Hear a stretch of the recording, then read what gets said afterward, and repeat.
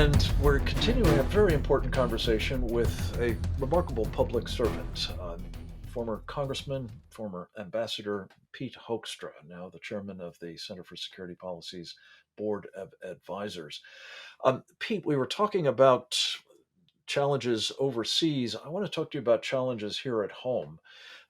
One of the things that has been particularly worrying as we look at the job of protecting this country we love is, as you and I have visited about in the past, seems to be continuing to be a problem, namely the Biden administration's, well, weaponization of the intelligence community, over which you did oversight as a chairman of the House Intelligence Committee, and other national security agencies of our government.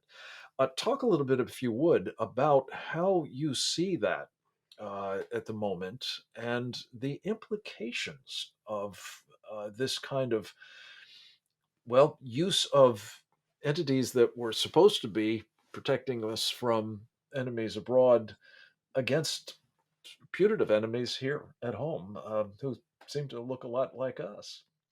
Well, I think it's been devastating to the intelligence community. Early on at the transition from Barack Obama to Donald Trump, we perhaps saw the greatest political scam that we've ever seen, which was the Russia hoax, Mhm. fomented and brought forward by who? Sure, Hillary Clinton, an opponent to the president, but more importantly, facilitated and pushed by our intelligence community. James Clapper, John Brennan, Michael Hayden, James Comey. I mean, this is the core of our intelligence community and our law enforcement system. It was absolutely awful, and I think as Bill Barr came out said in the last 48 hours, one of the biggest hoaxes that we'd ever seen in American politics. Yes. But it was pushed by the intelligence community, and they leaked information. They didn't do this, and you know, confidential briefings to Donald Trump or to Barack Obama. They leaked this information to the media to undercut an incoming administration, and they were successful, and they basically neutralized or significantly hindered the effectiveness of Donald Trump's first 2 years in office because of what they did.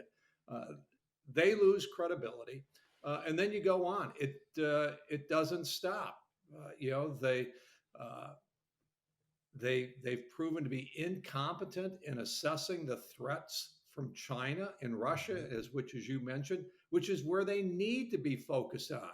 Right. So here they are. They're planning domestic shenanigans, and they're forgetting their core role, which is keeping America safe. Yeah.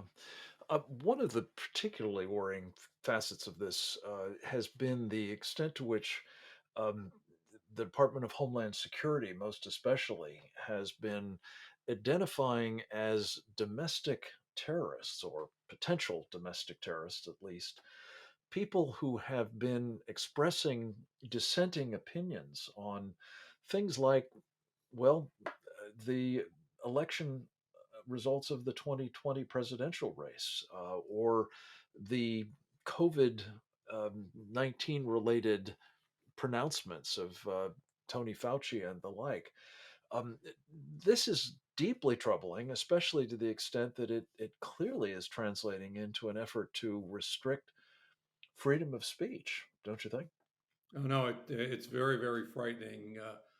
Dr. Fauci, the emails that came out, what he was involved in, and back in 2020, if you wanted to talk about this, not only were you canceled by the federal government, but you were also canceled by social media.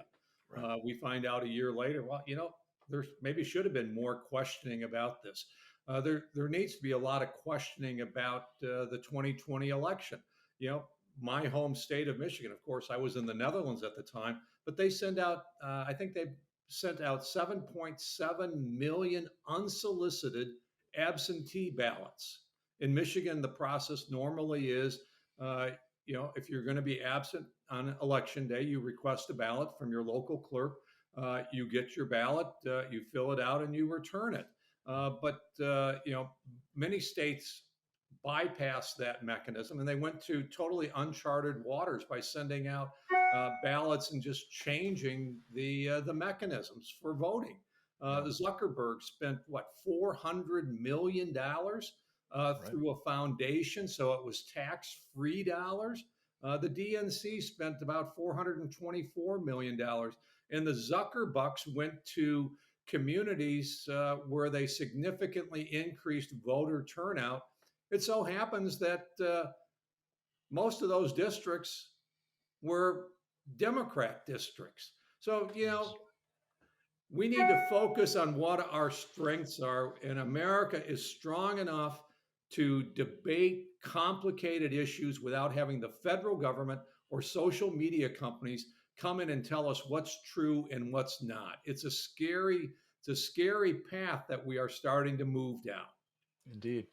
On the Zuckerbucks caper, I understand that Dinesh D'Souza's got a new film coming out shortly in which he actually has video footage of so-called mules being used to stuff those boxes to gain the kind of result that you just talked about, Congressman, namely Right.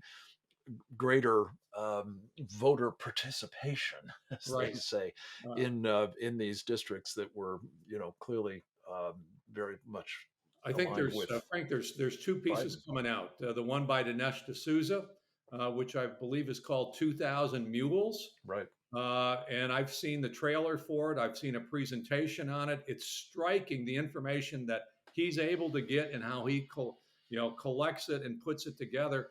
There's also a film coming out on the Zuckerbucks. Yeah. Well, Um, both are going to be needed, needless to say, and I hope will be a further disincentive to the kind of efforts to make permanent national law along the lines of the fraudulent actions that seem to have taken place in the last election cycle. I just also wanted very quickly to mention one other thing, Congressman. If you're concerned about the encroachment of, the big government on our freedoms, I encourage you to go to stopvaxpassports.org, where we have an online facility for registering your opposition to it. Pete, we have to leave it at that. I'm afraid we're hard out of time. Thanks for joining us for this edition of Securing America. I hope you feel better equipped to do just that. And I hope you'll check us out at securingamerica.tv and then go forth and multiply.